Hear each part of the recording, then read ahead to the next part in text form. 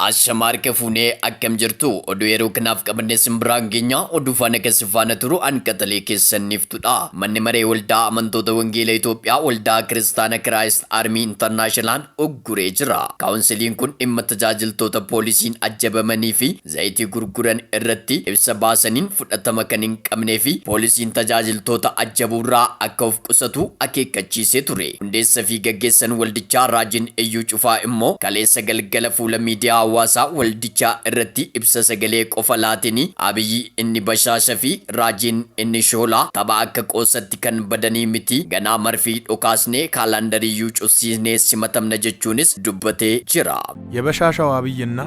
የሾለው ነብይ በተራ ጫጫታ ይጠፋል ብሎ ማሰብ